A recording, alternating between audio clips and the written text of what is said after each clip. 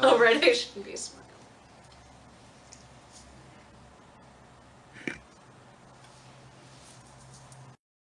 Yeah. We're good? Okay.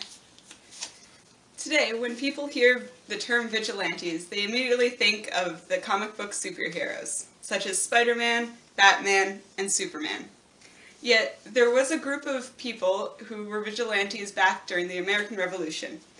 They were called the Green Mountain Boys. Growing up in Vermont, we heard about the Green Mountain Boys all the time. We would go on field trips to their leader Ethan Allen's homestead, and they were our heroes during history class. Yet, the Green Mountain Boys are seldom learned in other states around the country. Today, I'm going to inform you about who some of the key members of the Green Mountain Boys were, why they formed a militia, and their key battles during the American Revolution. Let's begin by introducing some of the key members. Ethan Allen, who was the founding member of the Green Mountain Boys, moved to the territory with his family when they first started to expand. Him and his brother Ira Allen, who was also a commander in the Green Mountain Boys, led many battles against the British colony of New York and against the British themselves.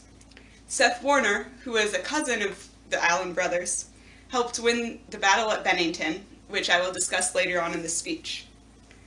Now that I've introduced the main people and I will start to talk about why they formed a militia. First, I will explain what the New Hampshire Grants were. They started in the 1740s, and it was a group of settlers from the New Hampshire colony that were granted the rights to the land that was in between New Hampshire and New York, what is present-day Vermont. A few years later, New York State, or New York Colony, was also granted the same rights by the British. The settlers that had already settled there were very angry because the New York colonists decided to try to kick them off their land through aggression and threats. Ethan Allen and his brother, Ira Allen, started a militia so that they could defend their newly gained lands. A quote from Ethan Allen where he describes the situation at this time: "Those bloody lawgivers know we must oppose their execution of the law, where it points directly to our property. But it is one consolation, that printed sentences of death will not kill us when we are at a distance. And if the executioners approach us, they will be as likely to fall victims to death as we." Having pre-existing feud with the British colony of New York, the Green Mountain Boys decided to join the colonists to fight the British once and for all. One of the first battles that I will talk about is the battle at Fort Ticonderoga. Fort Ticonderoga was a major strategic point during the American Revolution. Right here is a map of the area, and this fort right here was Fort Ticonderoga. It had a very strategic location because right here is Lake Champlain, right here is the South Lake, and over here was Lake George. And any naval attack that was going towards New England had to come up through one of these three lakes. And so Fort Ticonderoga could defend the entire north from that one location. Ethan Allen joined forces with Benedict Arnold and the colonist army and led a surprise attack in the middle of the night against the fort. Once they had won the fort, George Washington was able to send troops to Ticonderoga with tons of cannons and defend the entire north of the colonies. The next battle that I will talk about is the Battle at Bennington.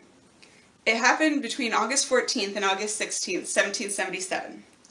The British general at the time was John Burgoyne. He was leading a troop through the Hudson River Valley and ran out of supplies, so he decided that he would raid the city of Bennington. He did not know, however, that the Green Mountain Boys headquarters were in Bennington at that time. So the colonist army and the Green Mountain Boys joined forces to defend their city. According to the National Park Service website, of the battle at Bennington. They describe it as what might have seemed like a minor victory for the Patriots, contributed to the British defeat at Saratoga a few months later, and thus helped decide who would win the American War of Independence. In conclusion, without the help of the Green Mountain Boys in the North, the American Revolution might have turned out differently. Today, I have explained a section of history that is little taught outside of New England, including who the Green Mountain Boys were, why they started a militia, and the key battles in which they helped win the American Revolution. To this day, the impact across Vermont of the Green Mountain Boys is monumental. The National Guard and Air Forces together call themselves the Green Mountain Boys, for they are the modern-day version of what the Green Mountain Boys were when they first started, a militia.